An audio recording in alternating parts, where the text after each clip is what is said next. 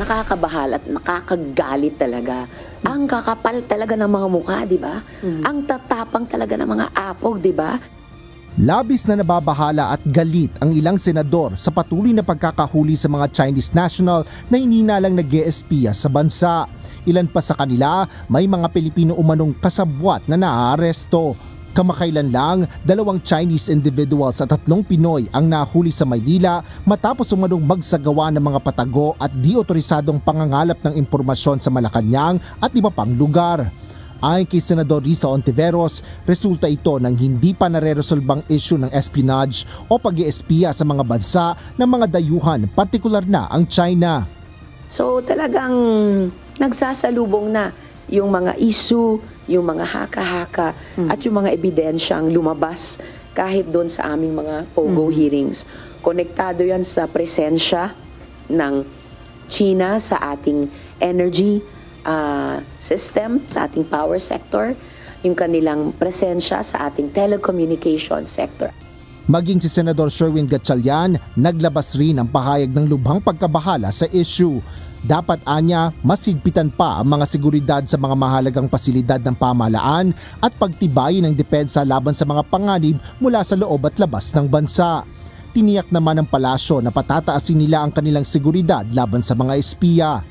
Nakakaalarma po talaga yung balita na yan at magpagpupursigihin pa po natin at paiigtingin po natin ang ating puwersa para po masugpo ang mga sinasabi at napagbibintangang spies.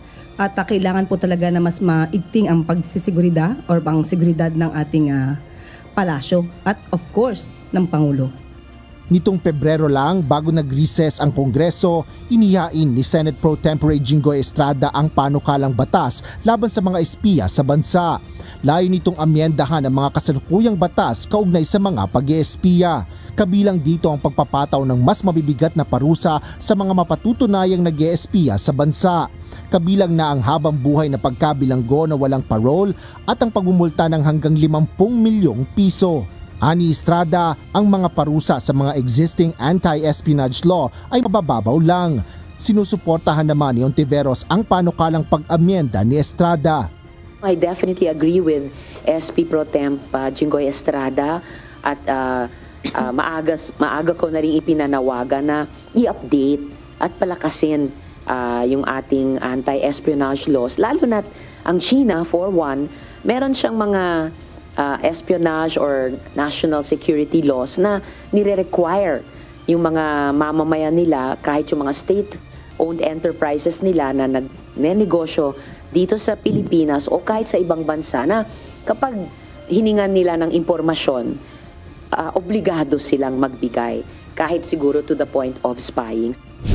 Sa isang Senate Committee hearing, sinuportahan rin ng National Intelligence Coordinating Agency o NICA ang panukalang pag-aamyenda at pagpapalakas ng anti-espionage law dahil sa mga issue na kinaharap ng bansa kaugnay nito.